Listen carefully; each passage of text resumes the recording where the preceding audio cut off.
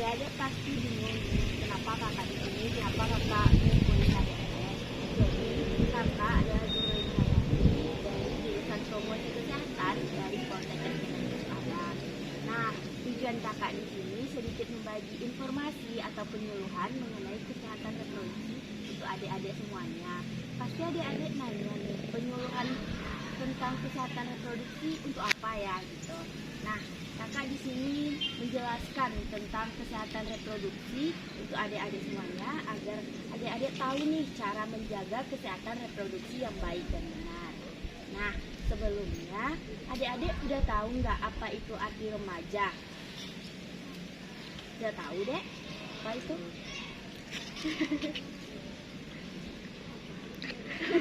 Masa peralihan ya dek. Nah, remaja itu adalah masa peralihan dari kanak-kanak sampai usia dewasa. Nah, masa remaja itu memiliki 3 bagian. Menurut WHO, masa remaja itu ada dari 12 tahun sampai 24 tahun. Sedangkan dari Departemen Kesehatan, remaja itu dari umur 10 tahun sampai 19 tahun. Sedangkan menurut BKKBN, usia remaja yaitu dari 10 sampai 21 tahun. Nah, adik-adik udah tahu nggak apa itu kesehatan reproduksi pada remaja? Belum tahu ya, Dek? Nah, makanya kakak kasih tahu nih sekarang. Kakak punya leaflet untuk adik-adik.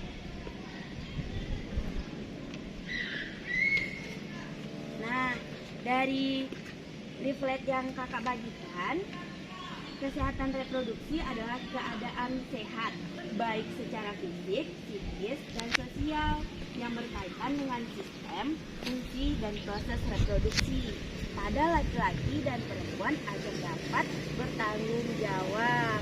Nah, sampai di sini adik-adik paham nggak apa itu remaja, apa itu kesehatan reproduksi? Masih belum paham ya, Dek?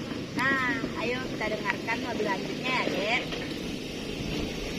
Pertumbuhan fisik, neurologis, dan psikologis yang dimaksud dari leaflet yang kakak bagikan adalah yang pertama, tumbuh kembang remaja. Remaja itu dapat dibagikan menjadi 3, Dek, yaitu masa remaja awal. Ada yang tahu masa remaja awal? Nggak tahu ya? Nah, masa remaja awal itu usia dari 10 tahun sampai 13 tahun. Adik-adik berapa tahun nih? 14 ya? Dek? 21. Oh, ya. Nah, jadi masa remaja awal 10 sampai 13 tahun. Untuk masa remaja tengah yaitu 14 sampai 16 tahun. Berarti adik-adik masa remaja tengah ya, Dek. Nah, terakhir adalah masa remaja akhir yaitu 17 sampai 19 tahun. Nah, adik-adik udah paham nih tumbuh kembang remaja dan masa remaja yang dibedakan menjadi 3. Selanjutnya, kakak akan melanjutkan pertumbuhan fisik pada remaja perempuan. Adik-adik tahu nggak pertumbuhan fisik pada remaja perempuan itu seperti apa aja? Ah iya, suaranya berubah. Ada lagi, Dek? Lagi, Kak? Oh, pinggangnya melebar. Nah, iya benar. Jadi perubahan fisik pada remaja perempuan itu seperti menstruasi, payudara dan pinggul membesar, indung telur membesar, kulit dan rambut berminyak dan tumbuh jerawat, vagina mengeluarkan cairan, mulai tumbuh bulu di ketiak dan kemaluan, serta tumbuh tinggi badan, tulang-tulang wajah memanjang dan melebar, serta keringat bertambah banyak nih. Nah, adik-adik udah tahu nih pertumbuhan fisik pada remaja perempuan. Nah, sekarang kita membahas pertumbuhan fisik pada remaja laki-laki. Adik-adik tahu nggak? Iya, suaranya membesar, membidang, dadanya membidang, mimpi basah. Nah, iya, semuanya benar. Yaitu terjadinya perubahan suara membesar dan memberat, serta tumbuh bulu di sekitar ketiak dan alat kelamin. Tumbuh kumis mengalami mimpi basah, tumbuh jakun, pundak dan dada membesar dan membidang, penis dan buah zakar membesar, tumbuh bertambah berat dan tinggi, keringat bertambah banyak, kulit dan rambut mulai berminyak, lengan dan tungkai kaki bertambah besar, tulang-tulang wajah memanjang dan membesar. Nah, adik-adik pada masa remaja pasti mengalami nih perubahan emosi, pikiran, perasaan, lingkungan dan pergaulan, seperti yang senang berkumpul di luar rumah dengan kelompoknya, dengan teman-temannya, serta yang membantah aturan nih dari aturan lain-lainnya dan ingin menonjolkan diri atau menutup diri. Nah, itu dinamakan perubahan psikis pada remaja. Oke, adik-adik udah tahu nih perubahan fisik, perubahan psikis. Sekarang kakak mau nanya nih, menjaga kebersihan organ reproduksi. Adik-adik udah tahu belum menjaga kebersihan organ reproduksi? Belum lebih jelasnya ya kan? Nah, tips merawat kesehatan organ reproduksi. Kebetulan adik-adik adalah perempuan, maka kita lihat pada leaflet yang udah kakak bagikan ya. Nah, kesehatan reproduksi pada remaja. Gimana sih cara merawat organ reproduksi? Nah, cara merawat organ reproduksi. Yang pertama, pakaian dalam dan celana dalam diganti minimal 2 kali sehari. Nah, gunakan celana dalam berbahan menyerap keringat. Contohnya bahan katun, serta pakai handuk yang bersih, kering, tidak lembab dan tidak berbau. Dan setelah buang air kecil, cara membersihkannya yaitu dari arah depan ke belakang agar kuman di anus tidak ikut ke organ reproduksi. Nah, selain itu nih pasti ada dong yang kurang, ada ya kan? Seperti selama haid menggunakan pembalut bagi wanita untuk menampung darah haid ataupun dengan kain yang bersih, serta mengganti pembalut 4 jam sekali atau sering selama masa haid. Nah, sekarang adik-adik udah tahu nih tips untuk kesehatan reproduksi pada wanita. Jadi karena untuk laki-laki nggak kita bahas lagi nih, karena nggak ada laki-laki di sini. Ngapain kita bahas untuk laki-laki ya kan? Nah, selanjutnya perilaku seksual remaja. Jadi perilaku seksual remaja adalah salah satu bentuk perilaku manusia yang sangat berhubungan dengan kesehatan reproduksi seseorang. Jadi, dampak lain dari perilaku seksual remaja terhadap reproduksi adalah tertularnya penyakit menular seksual.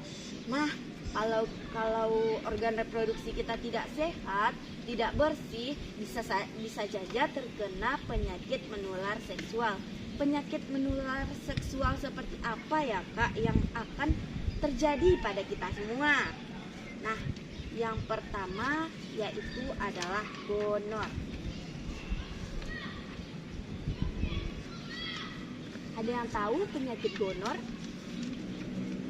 Nah, penyakit gonor adalah kencing nanah, yaitu terjadi pada laki-laki antara lain sakit pada waktu BAB dan ekresi, serta keluar nanah dari saluran kencing, terutama pagi hari. Nah, yang kedua adalah sifilis atau singa raja.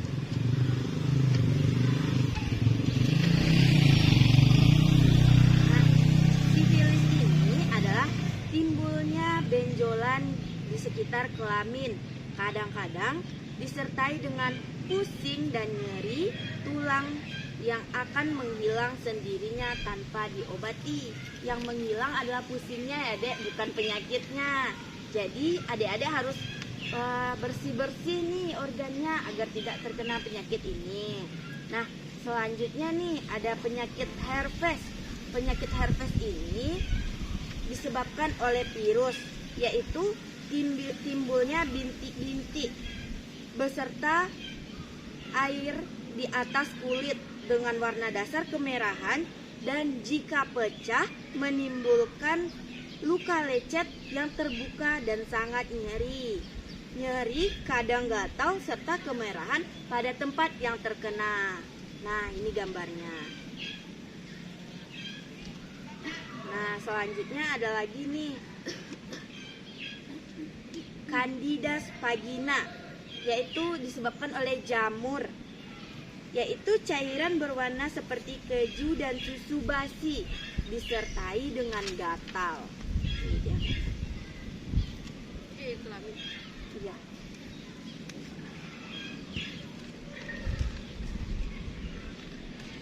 Nah, ada nih satu lagi yaitu HIV/AIDS. Apakah adik-adik dan kakak mengerti atau apa itu HIV? Nah, HIV ini salah satu penyakit menular seksual. Sebagai penyakit turunnya kekebalan tubuh akibat HIV, cara penularannya darah bisa berbentuk luka, cairan sperma, dan vagina. Dan AIDS tidak tertular melalui hidup serumah dengan penderita, tidak tertular jika hidup serumah ya dek, berjabat tangan juga tidak tertular, berenang di kolam tidak akan tertular, menggunakan fasilitas yang sama, makan dan minum sepiring dan bersin itu tidak akan tertular ya dek. Nah, bagaimana nih pencegahannya? Pencegahannya adalah no free sex dan hubungan seksual yang aman, serta hindari kontak langsung dengan produk darah penderita AIDS. Nah, sekian nih dari Kalau liur bisa nggak? apa kak? Kalau liur bisa tertular nggak? Oh, kalau air liur enggak kak, soalnya dia penularannya itu darah dan cairan sperma serta vagina. Nah, sekian nih dari kakak. Apakah kakak dan adik-adik ada yang mau ditanyakan? Gak ada ya. Kalau begitu adik-adik udah paham dong cara merawat organ reproduksi. Kalau misalnya adik-adik yang gak ada yang mau tanya, kakak yang nanya nih. Paham kan tadi?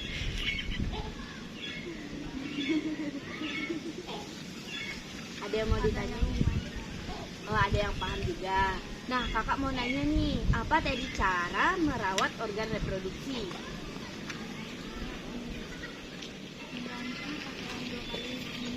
Iya.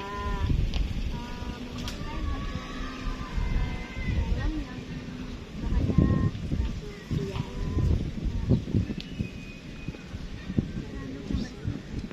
Ambil yang bersih, terus?